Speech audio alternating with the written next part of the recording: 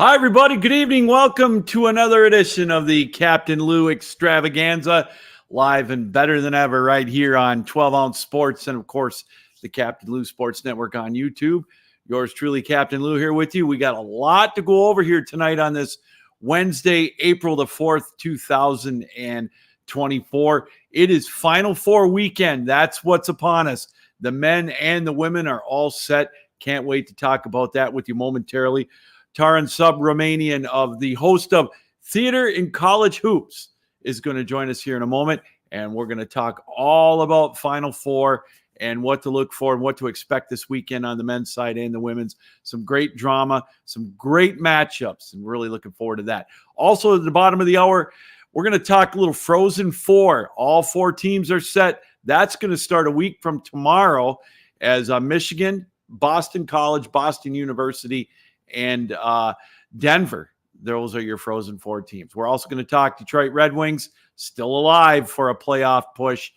They survived that drought, that setback that they had in March, still in the hunt. We're going to talk about that, as well as the big trade in the NFL, as Buffalo sent Stephon Diggs to the Houston Texans to give C.J. Stroud another weapon. But without any further ado, let's bring in our voice of college basketball, our college basketball insider, the host of Theater in College Hoops, and that's Tarun Subramanian. Subi, how are you? Welcome back to the show. Lou, it's so good to be back. First of all, I want everyone to know, all of your listeners, how gracious and flexible you are. This has been kind of a back and forth for getting me on, and I had promised Lou that I'd jump on a couple of weeks ago when the madness started, and I had basically double booked. So I apologize, but it's so good to be back. I remember jumping on last year and we had a lot of good conversations, and hey, we're here at the Final Four. It's kind of crazy that we're almost at the finish line. Boy, this is your Christmas and Thanksgiving and birthday weekend all wrapped up into one, isn't it? It is. Truth be told, all of that would probably be the first Thursday and Fridays of the tournament. And honestly, Saturday, Sunday, when it's just wall-to-wall action. And I take those days off from work. It's so much fun, but it is really neat to see over 300 teams that start the season, right? And now we're whittled down to 4, and it's quite an array, these 4, right? You have some great storylines, you have dominance, you have redemption, you have where the heck did these guys come from, and then you have some great offense. So I'm excited to dive into all of that. Well, let's start out with North Carolina State, the darlings, if you will. Subi, can you really call them a Cinderella? I mean, I know they've had a hell of a run. They had to win their tournament just to get in. And, you know, with DJ Burns Jr., the happy-go-lucky guy that he is, are they a Cinderella being from a major conference like the ACC? I think it's a great point you bring up, Lou. Yes, I'm going to say yes, they are a Cinderella because not only are they an 11 seed, but if you watch this team all year, point blank period, they weren't good. They just were not good. Okay, they finished with 14 losses. They absolutely had to win the ACC tournament in order to get in. And by the way, folks, if you didn't watch the ACC tournament, they won that as a result of Virginia not fouling when they were up 3, the Cavaliers were, and NC State hit like a 40-footer, banked to force overtime, and then they won. Like the leaps and bounds that they had to go through to get to this point is nothing short of remarkable, and I do think it's a Cinderella story, Lou, because right now they're winning. They're on a 9-game winning streak. All right, Purdue didn't even win their conference tournament. Alabama didn't win their. I don't know if Bama even won a game in the SEC tournament. NC State had one path to Glendale, and they took it, and that's winning all their postseason games. But I will say one thing, and it's a great point you bring up. We look at the last 11 seed to make it to the Final Four, which was UCLA. Yeah. They don't play in – they're in a major conference, and they're UCLA, of course. Right. But the Pac-12 is not as good as the ACC. No. You go back to VCU and Shaka Smart, who went all the way to the Final Four from the first 4. They're not in the ACC. So in terms of being equipped to play these teams, and we've seen how well the ACC's done in the NCAA tournament, man, NC State's not scared. They have a decent resume. Okay, so I got to ask you this question. I heard this morning. I mean, it might have been from yesterday when Dan Patrick had Charles Barkley on. And of course, we've got DJ Burns is going to go up against Zach Edey. I think that's the first matchup on Saturday, if I'm not mistaken. And he said he's going to have a hard time with Edey because he's not going up against some punk skinny dudes from Duke. So punk ass skinny dudes from Duke. And so give me your thoughts on this matchup with Burns and Edey coming into the Saturday. Two Titans, really? I mean, it's going to be such a fun matchup. I mean, on court, Zach Edey is special. Okay. Yeah. There's a lot of rhetoric and there's a lot of critique about how he's officiated. And is he just ugly for the game? He's all at the foul line all the time. And I get that. Like I sympathize with Tennessee fans who played them tooth and nail, but Zach Edey was always at the foul line. And so I understand it, but at some point you just have to tip your cap to a guy who's going to be a 2-time national player of the year. We haven't seen that since Ralph Sampson, man. Yeah. Like at some point you have to give Zach Edey his flowers. Can I interrupt you? I get one to your point on that. You know, he goes to, do you subscribe to the philosophy or the controversy that the referees don't know how to call an inside game anymore? I don't know. Like, I just think what do you do with Zach Edey? That's the thing. The only way you stop him or slow him down is to try and foul him. And look, truth be told, I'd say about 3/4 of the fouls that are called on him are actual fouls. Like, and it's not any disrespect or it's not taking away anything from the opposing defense. I just don't know how you stop a guy who's camped down there at 7'4". It's very, very difficult. But I don't know if necessarily the officials don't know how to officiate down low anymore. I will say, like, there's no doubt in my mind officials have to have a powwow or something. Or maybe they know, like, hey, we're officiating Zach Edey, so it's going to be very scrutinized. But it's a good point that you bring up. I don't know if I've necessarily seen it. I think on the flip side, though, DJ Burns, he's so light on his feet for such a big guy. He's so light on his feet. He can extend. He can hit a mid-range jumper. Like, Zach Edey's going to have his hands full as well. This is going to be a very tough test for him, a guy who's playing carefree, a guy who can back you down, get to the rim, shoot a little jump hook, little floater. Like, DJ Burns has a lot of skill. And that's what I think a lot of folks say. Like, Zach Edey doesn't have skill. I don't know if that's necessarily true, but this is going to be one of the most skillful big men that Zach Edey's going to have to play. Last thing I'll say about this matchup, Lou, is that it's contradicting in terms of a guy like Zach Edey who is so driven and so mission focused. And I kind of feel for him because it almost doesn't seem fun for him. Like, he seems to be on this warpath to say, look, last year was a fluke when we lost to Fairleigh Dickinson. 2 years ago was a fluke when we lost to St. Peter's. This is the year. This is serious business, right? I am all in on this. And I get that. And I respect it. DJ Burns is having so much fun and just playing. So, like, there's no retribution tour. There's no pressure on DJ Burns. He is coming into this game just saying, I'm going to have a blast. I'm going to have a ball. So in terms of like what the baggage these two are coming into the game with, like, Zach Edey has way more. So do you think Matt Painter's quieted the critics now that he's made the Final Four? I mean, he's had a lot of opportunities. This is his 18th or 19th year with Purdue. It's hard to believe it's been that long. You know, he's underachieved as far as that goes, but do you think he's quieted down the critics now that he's gotten this far? Lou, my personal theory that I subscribe to, or my personal ideology, is once you get to a Final Four, you are pretty much stamped. Like, you are pretty much stamped. And so Matt Painter has everything on his resume. Entering this year, he had everything on his resume except for the Final Four. He got there. He's exercised his demons.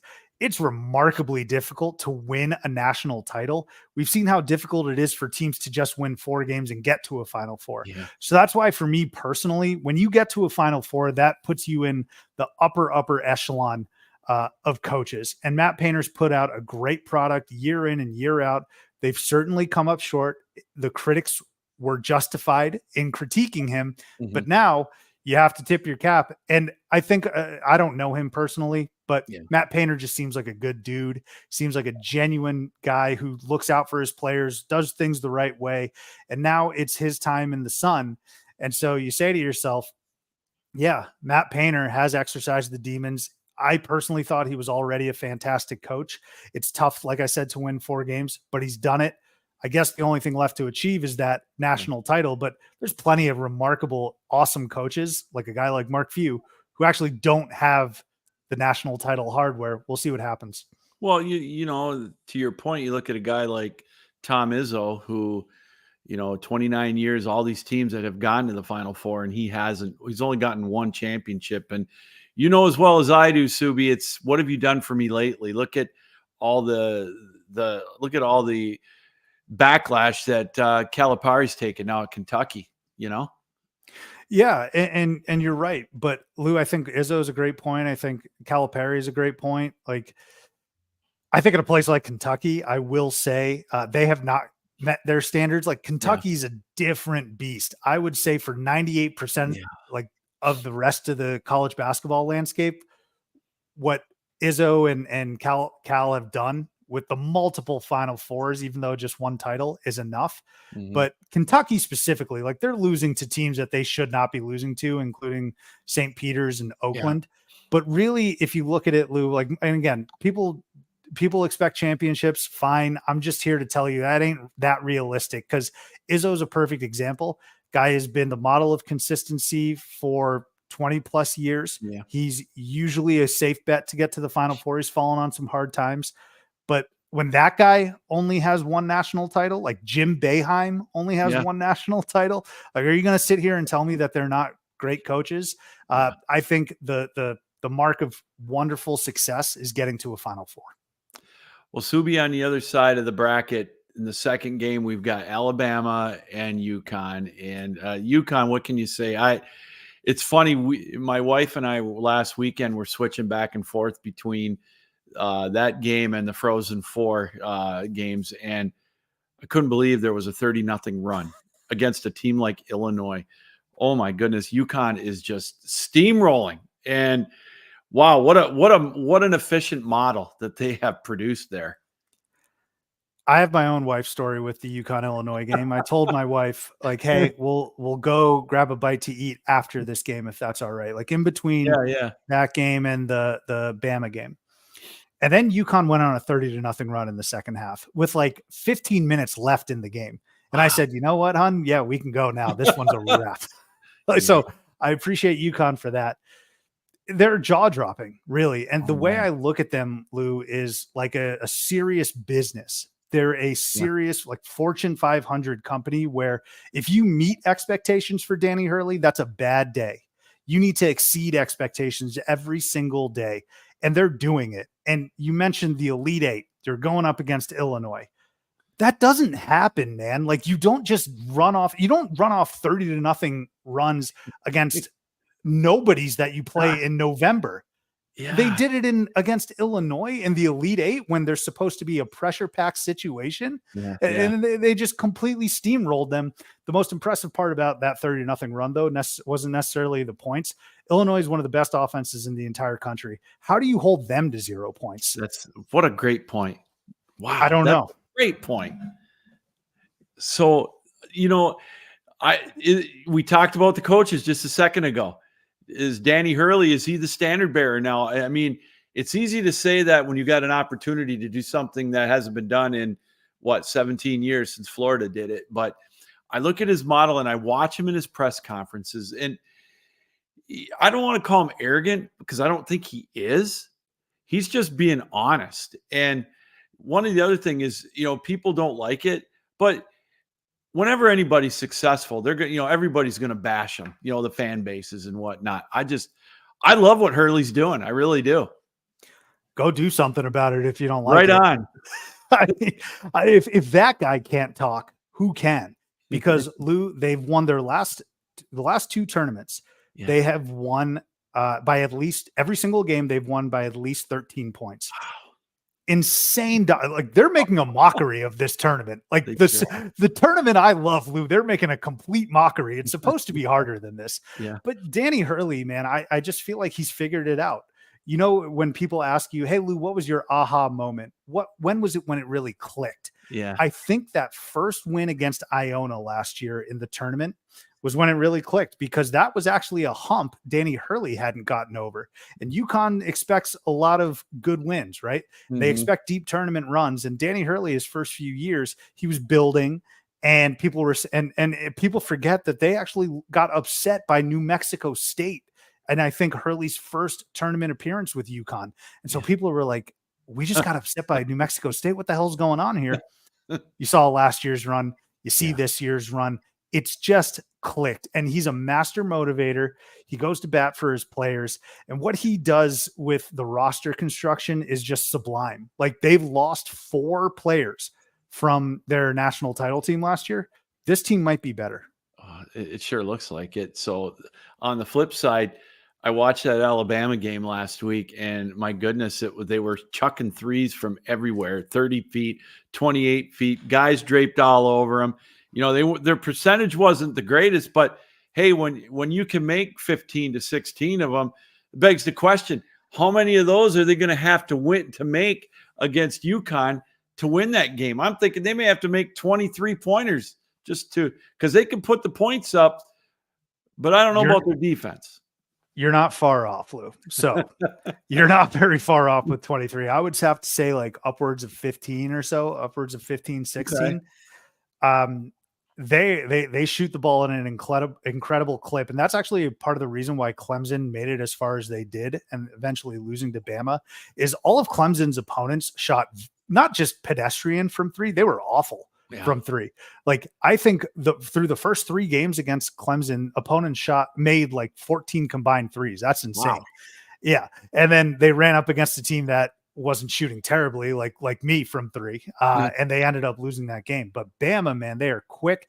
They have an elite point guard in Mark Sears, who's probably going to play at the next level. Grant Nelson was a huge transfer that people were super high on in the offseason. And he wasn't all that great in the regular season, but man, did he come to play against North Carolina in that Sweet 16 game. Mm-hmm. Tremendous. People know about Dalton Knecht now, and he was remarkable. Dalton Knecht had probably the best year in the entire country outside of Zach Edey.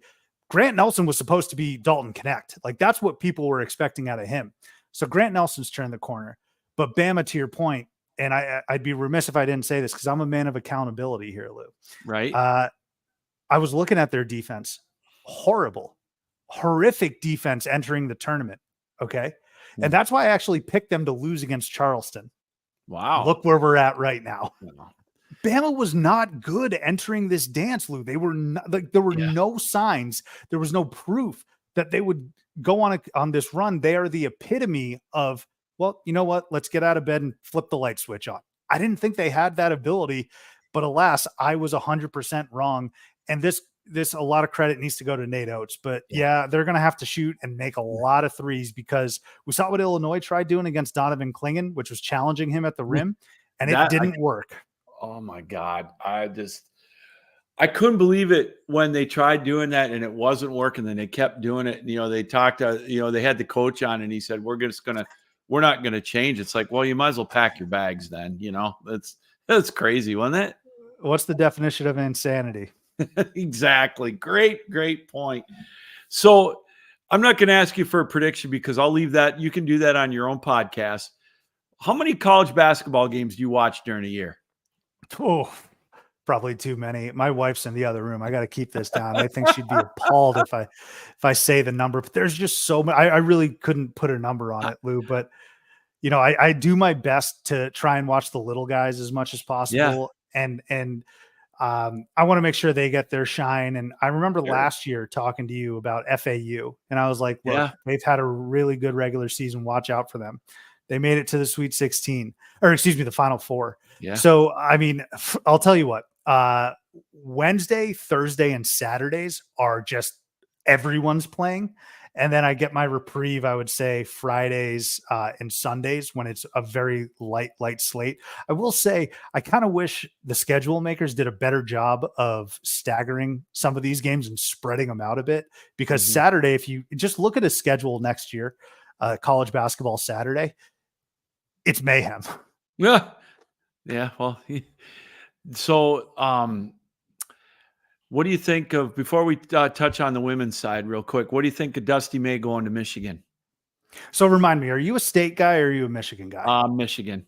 Okay. So that's not going to impact my answer whatsoever. There you go. Congratulations, by the way, on the national title. Like we're still not, I think we're still in the window where I can congratulate you on the football guys. I love the hire for Michigan. I love it. I think Dusty May is really tremendous. And this might be an extra feather in your cap. The boys in Columbus have taken a big risk by sticking with Jake Diebler. Now, I don't know how that's going to pan out, but I have a better feeling about Dusty May at Michigan than I do Jake Diebler at Ohio State, because Jake Diebler took over for Chris Holtmann in an interim role, and they actually got hot. They beat Purdue, by the way. Right. And so I think that plus some good success in the Big Ten tournament secured his job full time. But you know what? Dusty May was there, and there was inklings and there was thoughts about bringing Dusty May to Ohio State. They passed. We'll see how it happens and how it plays out. But for Michigan, man, you get a guy who has proven success at a place like FAU, which it's not a basketball school at all. I don't know what school it is, right? Like Tom Herman's down there for college football. He might now have a path to getting his football team some notoriety, but Dusty May has recruited well. He's developed incredibly well, and he's won. So you think about last year, some people might say, oh, it's a Cinderella. It's a crazy one-off story. Well, first of all, I would implore you to look at the record. They won like 30 games last year. Yeah. It wasn't that far-fetched. And then this year, right? This year, I think a lot of folks were saying, oh, they're a little disappointing. FAU made the tournament pretty easily. Okay. And so when you say to yourself, Dusty May has gone to the tournament twice, a deep run in 1 year, at a place like FAU, get him to Ann Arbor with resources. And also he just hired a really good assistant coach who was a former head coach at Oklahoma State, Mike Boynton. I think Dusty May is now primed and prepped to hit the ground running and right the ship at Michigan. I think this is a home run for you guys. I do too. I'm excited to find out who he brings in too from the transfer portal and whatnot. And and the nice thing is, it's not a nice thing. Michigan hit rock bottom. There's no doubt about it. And he's got a lot. I think he can make a quick turnaround at Ann Arbor. And I think the biggest obstacle for him is going to be Ward Manuel, but that's another story for another time. But let's go to the women's side, Subi. We got a few minutes left with Caitlin Clark in that game, the other night against Angel Reese. I mean, in LSU, 41 points. She continues to amaze me. But now they've got UConn. But here's my question, and maybe I'm crazy here. 2 marquee games Monday night. They had the stage to themselves. I know they get it Friday, but is there going to be any kind of a letdown in this Final Four after the games that we had on Monday night? I don't think there's going to be a letdown between Iowa and UConn. Okay. I think that's going to be awesome. I mean, Paige Beckers, Caitlin Clark, those are 2 stone cold killers who, in my eyes, Lou, I feel, and this is the mark of a great athlete, is they've probably put all of that to bed already. Like the second that buzzer sounded and the confetti fell and they got into the locker room, both of them were probably just like, okay, on to the next challenge. And we have to at least maybe match what we did in the Elite 8 games. So I don't think we're going to see a letdown there. We may see a letdown with South Carolina and NC State, because South Carolina, by the way, everyone's clamoring about UConn and Paige Beckers versus Caitlin Clark, and then the LSU Iowa rivalry. And South Carolina's over there just being like, we've been to what I think 4 straight Final Fours now. We are the bar. They're amazing. They're amazing. So I will say, I think it's super, super neat that 2 schools, NC State and UConn, have both of their schools in the Final Four. Unbelievable. So I know it's going to be a real good matchup. With South Carolina, that's a great point. You know, they're like sitting over there thinking we're undefeated. You know, we've been number one all year. We've been blowing people away. You know, I think they're going to use that as a motivation, and I still think that they're going to roll to the title.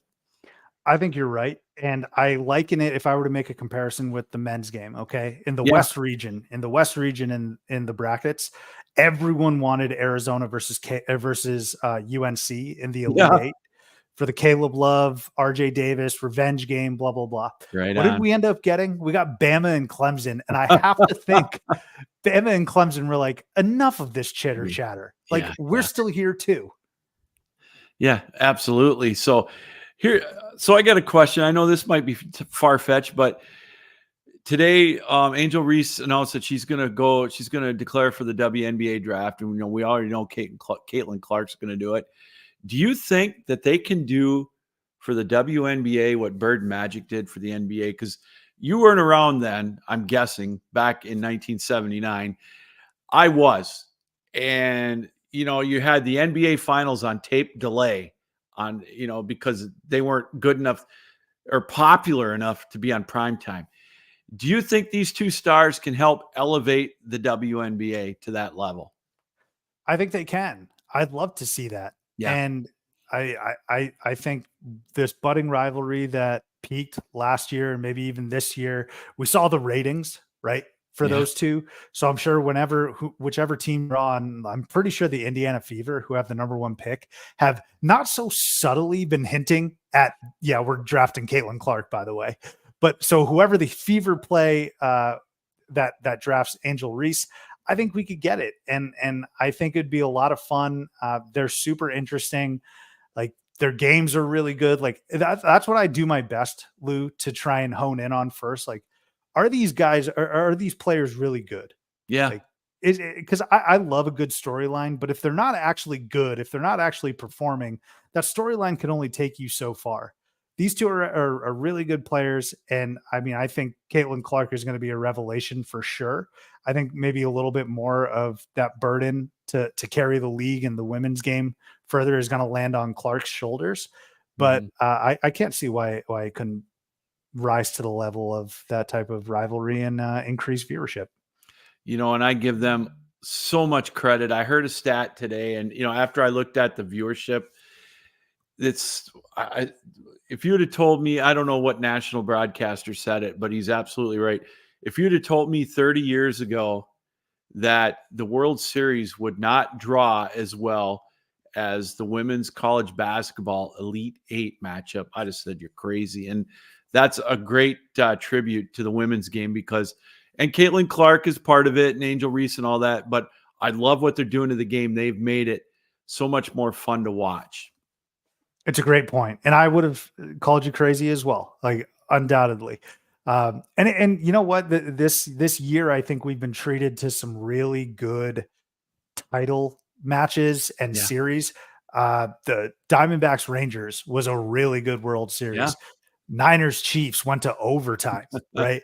Like, I can only hope that the college basketball on both sides, men's and women's, gives us a classic.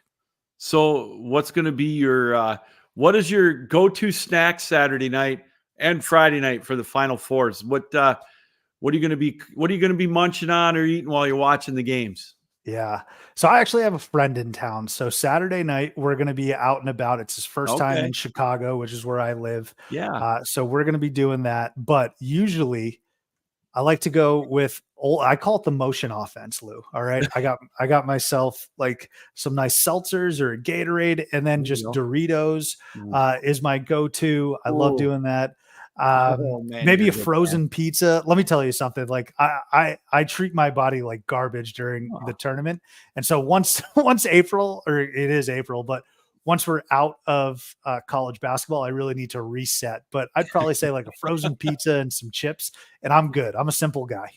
Oh, you're right up my alley. I gave up Doritos for Lent. So last Sunday was my first Dorito during college basketball in 40 days, man. It was like Nirvana. That's awesome. So I'm happy for you. Well, hey, I promised a half hour. Here we are. Gosh, the half hour's up already. Subi, tell us a little bit what you got going on next for the Theater in College Hoops podcast. Yeah, this was a blast. As always, Lou, thank you for having me on. Yeah. But what's next? We're just going to unplug for a little bit. We've been doing a lot of content here recently, obviously with the NCAA tournament. But last year, what I started to do was reach out to, shamelessly, might I add, just reach out to any and all people in the college basketball space, whether you're an assistant coach or someone who covers the game. And I'll be doing that again here this off season. And we've gotten some great interviews. And last year, Lou, I actually reached out to a bunch of people, but I was fortunate enough to have 8 assistant coaches last year who ended up making the tournament. Wow. And so I thought that was so cool. And I was so fortunate. Awesome, yeah. Man. And the coolest part is you listen to some of these stories. I asked them, like, tell me a little bit about the personnel, some guys you may not know about today. It comes to fruition like 6 months later. And I think that's so neat. So Lou, we're going to continue to bring in some great guests, share some great stories, and enjoy the off season. And I guess what I'm going to do my best here, Lou, is I'm going to try and keep track of all the transfers. That might be a futile effort, but we'll see. Well, and I forgot to mention, I got to ask you real quick. We got about a minute or so. What do you think of the new tournament that's going to start up next year after the Final Four? I'm a big college basketball proponent. No, don't care about it. I've never really been into the NIT either. Lou, there's so much good basketball between the NCAA tournament and the women's game. I'm out on it. I just don't get it. I'll have to look more into it. Well, Tarun, this has been an absolute treat. Thanks again for coming on tonight. Enjoy the games this weekend and keep up the great work. I watch what you do. I watch your podcast on X, and I got to tell you, you do such a great job. It's very informative. And again, thank you for coming on the show. Right back at you, Lou, and enjoy the Frozen Four, my man. Thank you again. All right. Tarun Subramanian, the host of Theater in College Hoops. Check them out on Twitter at CBB Theater. It's that simple. The guy, you heard it. He's got all the inside scoop. What knowledge the man has in college basketball. And you can tell by the enthusiasm in his voice, this is his thing. And it's always great to have him on once or twice a year. We'll get him on probably in the fall when college basketball starts, more than likely in November, once kind of the silly season gets over, once the exhibitions and whatnot, and we'll preview what's coming up. But hey, the Final Four is set. It's going to be Purdue against NC State in the opener. Then it's going to be UConn and Alabama. Contrasting styles with UConn and Alabama, and Purdue and NC State with the big fellas, with Edey going to be going up against Burns. Man, it's going to be such a fun matchup. That game is first, then the UConn game is second. And personally, I said it all along, and I'm going to say it right now. I think we're going to have a back-to-back champion in UConn. They're steamrolling right now, and they'll probably end up with Purdue in the championship game. That's going to be a Klingon versus Edey matchup, is going to be one for the ages as well. All right. Thanks, Tarun, for coming on. As always, we're going to take a break. When we come back, we are going to dive into the Frozen Four a little bit, the Red Wings, everything else that's going on in the world of sports here, especially locally in the Michigan area. You're watching the Captain Lou Extravaganza, and it's live right here on 12 Ounce Sports.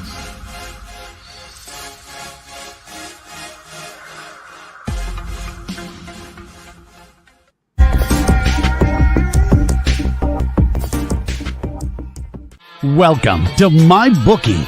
You're ready to create an account and start making money, and we're here to help. And remember, you can get a bonus of up to $1,000 on your first deposit. Now you're ready to bet. Just go to mybookie.ag, visit the sportsbook, click on your bet, and input the amount you want to risk or win in the bet slip. Yes, it's that easy. Just remember, at MyBookie, you play, you win, you get paid.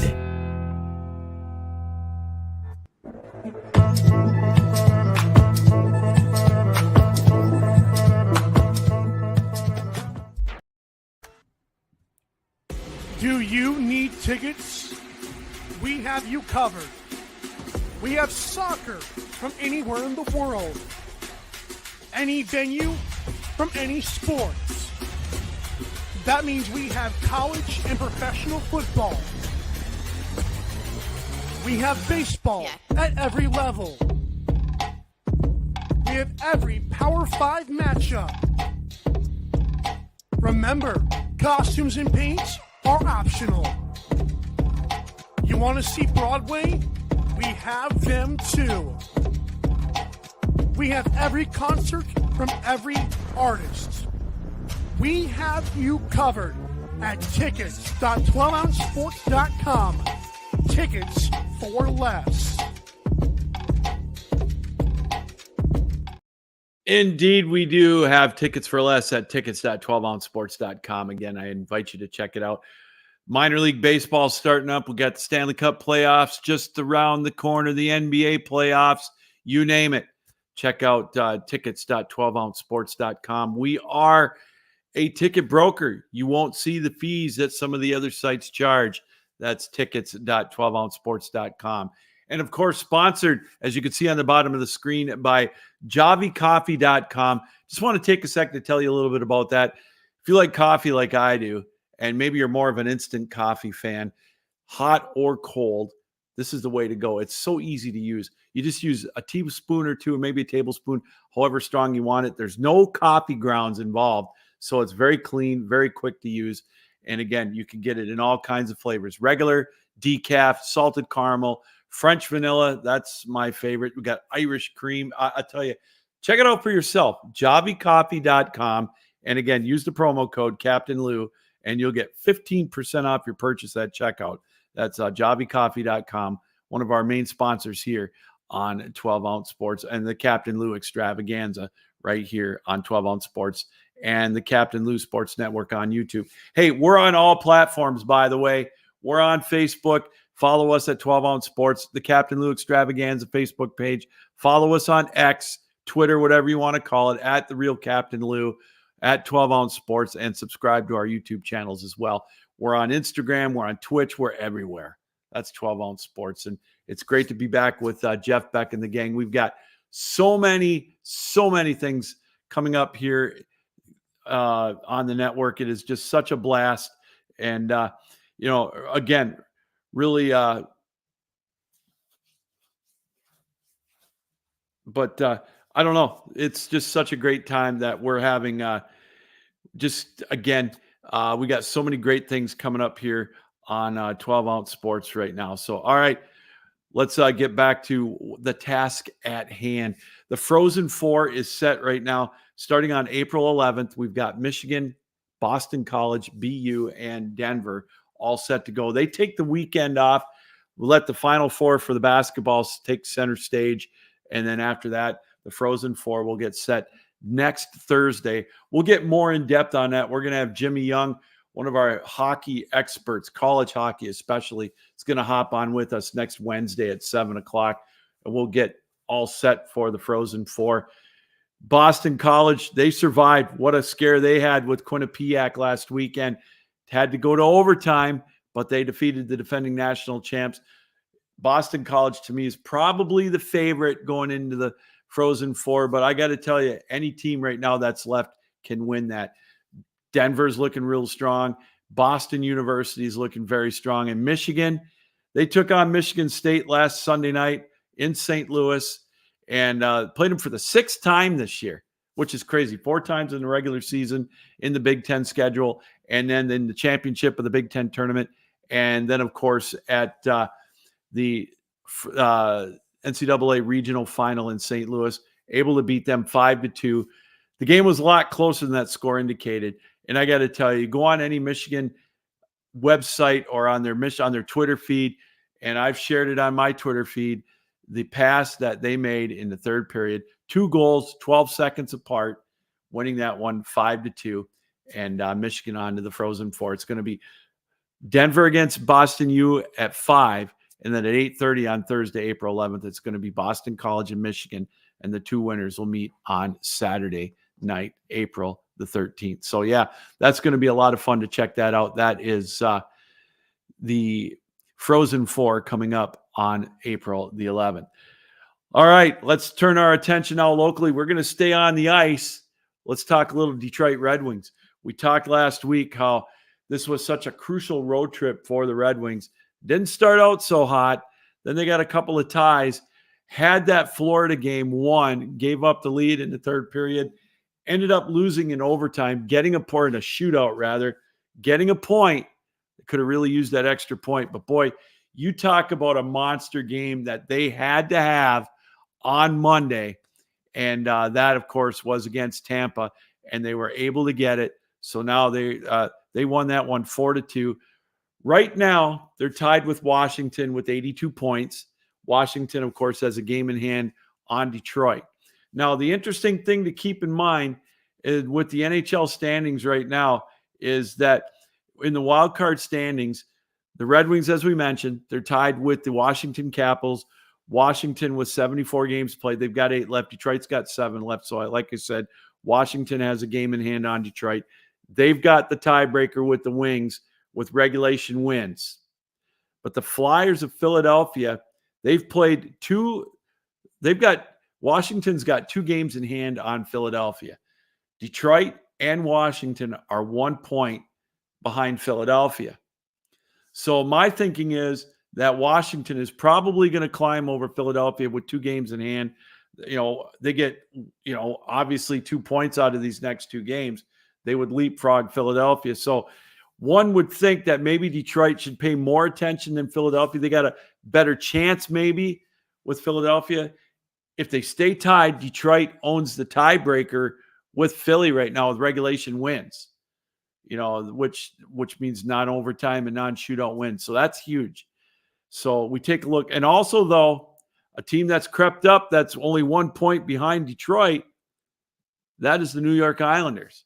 But Detroit's got the tiebreak on them with regulation wins, too. The Islanders with 81 points. Detroit with 82. The Penguins with 79. They're lurking back there as well. And they would own the tiebreak with all of them. They've got 29 regulation wins. So kind of something to keep in mind right now with Detroit and, in their race. So let's take a look at what's left for Detroit as far as their opponents. They're off until Friday. Then Detroit has the New York Rangers and Buffalo in town right now. And then they've got Washington on Tuesday. These are 3 big games. If you look at it now, Detroit's got 7 games left. They're at 82 points. Now, obviously, we'd love to see them win all 7 and get 14 to get to 96. They do that, they're in the playoffs. But they're not going to do that. Realistically, I think for Detroit, to make sure that they get into the playoffs, they're going to have to get 10 points out of the last 14 games, or the last 14 points. So I'm looking at New York and Buffalo at home. New York, obviously, I think they're leading the division right now, or they're right close in their division. Let's take a quick peek. Yeah, they're in first place in the Metropolitan with 104 points. That's going to be a tough ask for Detroit. But if they can win that one and win at home against Buffalo, my thinking is if they can get 5 out of 6 points in these next 3 games, that'll put them at 87 points. That'll put Detroit at 87 points. Then they've got to go to Pittsburgh and Toronto. That's going to be tough. If they can get 2 points out of those 2 games, that would be amazing. That would put them at 89. So I'm thinking if they can get 1 point out of those 2 games. Toronto, I'm not sure what they're going to have left to play for. They're going to have third place sewed up in the division. I don't think they can go really much higher. They might be able to catch the Panthers. They got an outside shot at catching Boston, but I don't think they're going to. They're 8 points behind. They may have something to play for, but that road game is going to be huge for Detroit going to Toronto on a Saturday night. And again, before that, they've got Pittsburgh, who's right in the playoff hunt. So those are 2 big games. That Pittsburgh game is going to be huge. So let's say they get 1 point out of those. All right. So then they would go into the last 2 games against Montreal. Those are going to be monster games. They got to win those games. 3 out of 4 points. I don't know. That would put them at 91. That's going to be chancing it. That's why I think Detroit has got to get 10 out of the last possible 14 points. That'll put them at 92 points. That'll get them real close. getting into the playoffs. It's going to be a tough ask. I get it. But that was such a big win for them on Monday night against Tampa to get those 2 points. So huge. Now we talk about the playoff picture. We talked about Philadelphia. Yeah, they're a point ahead of Detroit. Detroit's got a game in hand. Philadelphia, they're off until Friday as well. They got 4 straight road games. Now, 2 of them aren't the most difficult. They're at Columbus and they're at Montreal, but they're at Buffalo as well. Buffalo's playing well. They did Detroit a favor last night by beating Washington. Then Philly's got to go to the Rangers. Then they're home to Jersey in their last game. This is going to be a monster game right here. Their last game is home to Washington. So we'll keep an eye on that schedule. So they've got 6 games left, or 6 points, 6 games left, 12 points possible left. So that would mean if Detroit were to get 10 points, obviously they got 10 out of their last 12. That's going to be difficult for them to do. Washington, they've got a game in hand on Detroit. Their schedule, they've got Pittsburgh at home tomorrow night. Then they go to Carolina on Friday. That's a tough back-to-back there. Sunday versus Ottawa at home. Then they come to Detroit. Then they go to Buffalo. Then they've got Tampa, Boston, and Philly. Washington's got a tough schedule ahead with their 8 games. So 16 points possible. Let's say they get 8 points. Boy, obviously that would help Detroit if they get 10. But you talk about a tough schedule left for Washington. Again, home to Pittsburgh tomorrow night. That's a big game. Then they go to Carolina. Then they got 2 road games with Detroit and Buffalo. Then again, they finish with Tampa Bay and Boston at home. And then they go to Philly to end the regular season. And the last team that I kind of want to keep an eye on, they've got 7 games left, that being the New York Islanders. Right now, just a point behind Detroit. They go to Columbus tomorrow. Then they're home to Nashville. Then they've got the Rangers, Montreal, and then the Rangers in Jersey and Pittsburgh. So not exactly the easiest games in the world left, but that's we're going to have to keep an eye on them. So it is packed right now. If you look at the playoff picture, at the beginning of March, Detroit had like a 9-game cushion. And we were already printing playoff tickets. And I'm right there with you. I was guilty of it. I thought, this is it. Detroit's going to make it. They possibly even had a chance of getting 3rd place in the division, so they wouldn't have to worry about the wild card position. Well, that's out. The wild card is out. So I don't know what's left for that. But anyways, they are Detroit's. Obviously they control their own destiny. Getting Larkin back has helped. Patrick Kane is Patrick Kane, but a lot of it's again going to come down to goaltending for the Red Wings. Lyon played pretty strong the other night. I think he's going to have to carry Detroit. I wouldn't be surprised if he plays every game the rest of the way. Husso, I don't think he's going to come back. Reimer is up and down. So for the Red Wings, obviously they need the play of Lyon to be strong in net. Larkin, hopefully he can stay healthy. Edmondson, since being called up from Grand Rapids, has been good. He's getting more and more playing time. It's there. It's there for the take, and Detroit's going to have to show up. But it all starts Friday against the Blue Shirts in Detroit. Another big win. They're all big right now as the NHL season is winding down. 13 days left in the regular season. Hopefully in a couple of weeks, we'll be talking about the Detroit Red Wings and a playoff spot. And I know that they've made improvements over last year. But again, as I mentioned, this would be so big, even if the Red Wings get in, just to get that experience at the playoff level. Even if they get swept, even if if they win a game, they get a taste of it. It's something to build on.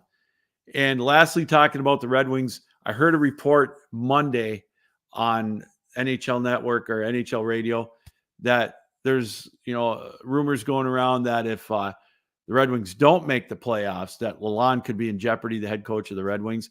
His job could be in jeopardy. I just don't know if I buy that. I know he's a Stevie Y guy from Tampa Bay. I just don't know if I buy it. I wouldn't be totally surprised because that's kind of the world we live in right now. What have you done for me lately? But I just don't see it happening for the Red Wings to do that if they don't make the playoffs. They're going to be relevant right through towards the end unless they do an absolute Acapulco dive again towards the end of the year, but I think they're going to be relevant. So big trade in the NFL. Stephon Diggs today gets traded to the Houston Texans along with a couple of draft picks for a second-round pick in the draft.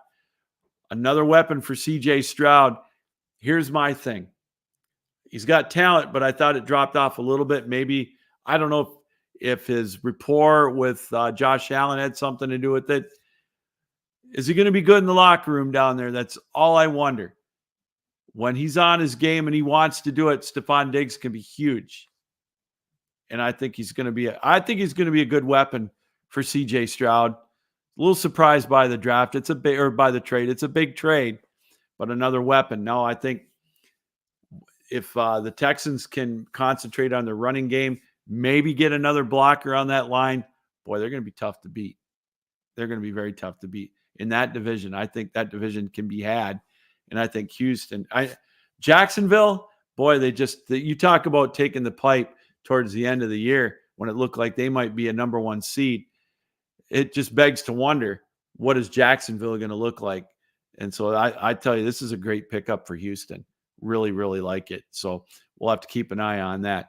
And, other NFL news here locally in Detroit, I am just so pumped to see this afternoon. I love Brock freaking Wright. I know it's a lot of money for a backup tight end. He's getting $4 million a year. But, boy, he can block. And with him and Laporta on running situations and the variations they bring to the Detroit offense, I got to tell you, man, I am so super excited that Brock Wright is still going to be with the Lions for the next 3 years. He signed that offer sheet with the Denver Broncos.